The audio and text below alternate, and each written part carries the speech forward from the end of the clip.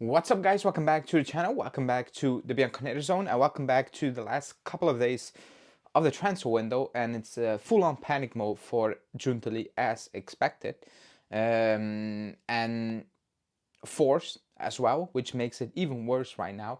Because Giuntoli is in the market. He's in for Kevin Danso, which has actually took a funny twist in the last couple of hours. So he apparently is edging closer. It's not a done deal, but he's edging closer, even though there's a lot of competition. The deal in itself is weird.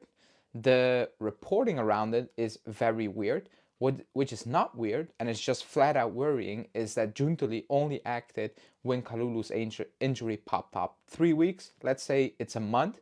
He's just been reactionary.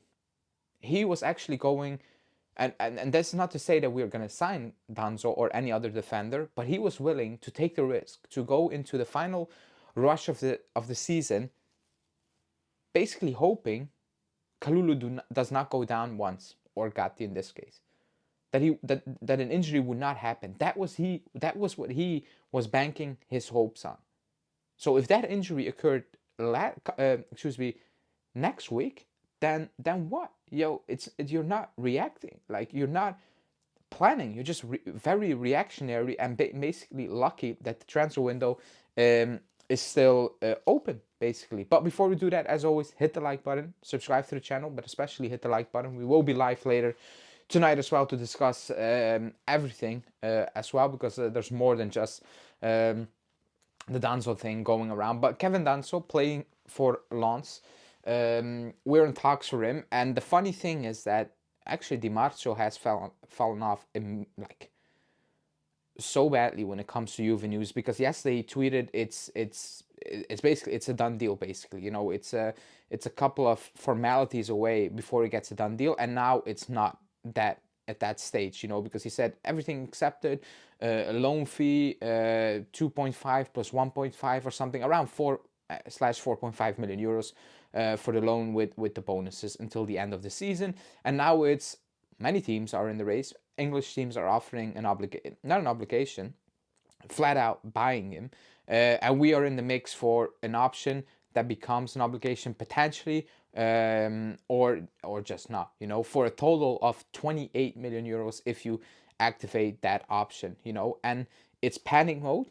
And what makes it even more funnier is that Giovanni Albanese had the audacity to come out and say, hey, this is Malta's #1 target from the start of January. I'm like, you're lying. There's no need. You need to lie. Like, if he was the main target, then you would have pushed for him from day one. You didn't go and push for Silva, Hansko, Arajo, Tomori, Kelly, wasting so much time if Danzo was your main target. So that's absolutely the worst PR spin you could ever potentially imagine, coming from the worst source out there.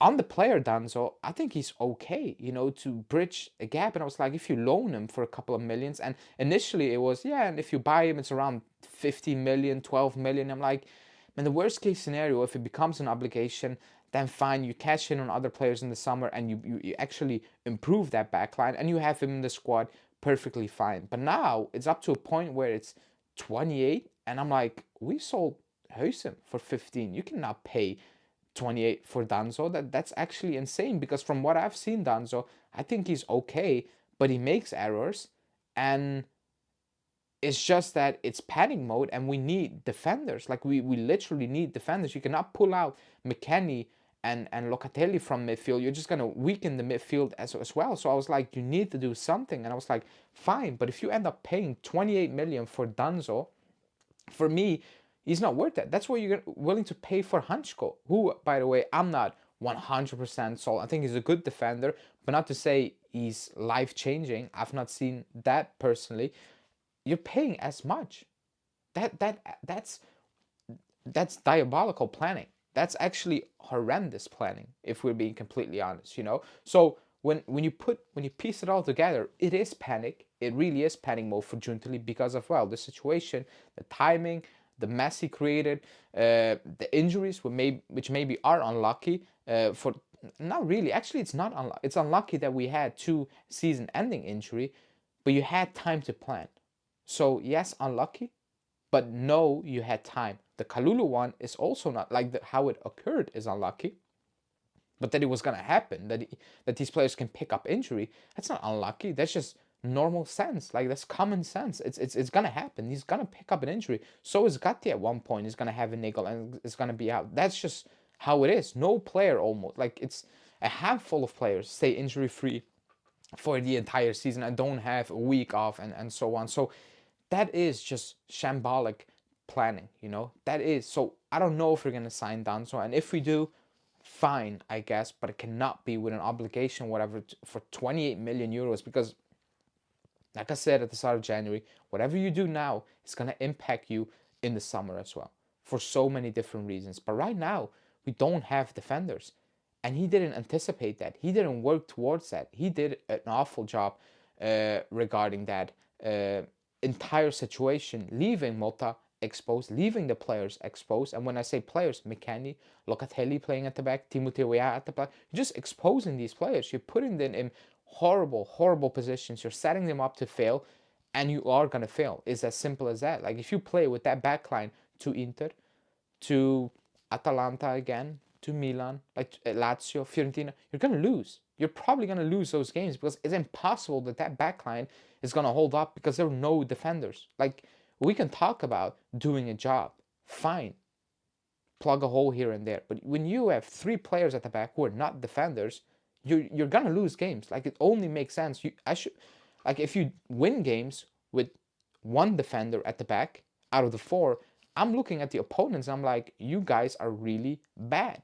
Like, we are playing with no center backs or no defenders. So, worrying, extremely worrying. And it's complete panic mode. Like I said, 2 weeks ago, 3 weeks ago, and the comments were you're negative, and it's still 2 weeks until the end of January. Well, here we are. What do you have to say right now? It's not negative. It's being real. It's wanting the best for the club. It's pushing the club, trying to push the club to get back to normal, to win again. And we're not doing that. We're not even close to that right now. And that goes into, obviously, on the pitch, but off the pitch, the planning, the reacting to certain things is just been bad, you know. So let's see how that Danso thing ends up. But yeah, it's a reaction because Kalulu is down for a couple of weeks and probably a month, you know, worst case scenario. Let's say it. Let's call it a month. Let's call it a month. 3 weeks, and that's just a guess for us, you know. Milik is still, nobody knows where Milik is, you know, and the club told us he should be back on the pitch in December. Bullshit. Everybody knew that at the time, but still, he's gone. Gonzalez had a normal injury and he was out for 2 months, so we are in trouble. Players like Gatti are even more in trouble because they don't have a center back partnership. That team is in massive trouble. We will struggle against Empoli because we don't have players at the back. We don't have defenders, and you can play Monza or Venezia. You're still playing a professional team. And when you're playing a professional team and they are facing 3 players playing out of position in the same department, it's going to cost you. You're playing professionals. You're not playing Virtus and Tella's Serie D side. You're playing a Serie A side. If it's Venezia or Como or whatever, it doesn't matter. They have competent players to hurt players that are not playing in position. So let's see what will go on with Danso. And we will talk about that, obviously, later tonight for a live show. There will be some updates, so we'll definitely discuss that more at length. But that's it for me this one. Hit the like button, subscribe to the channel, and I will see you in a couple of hours. Ciao.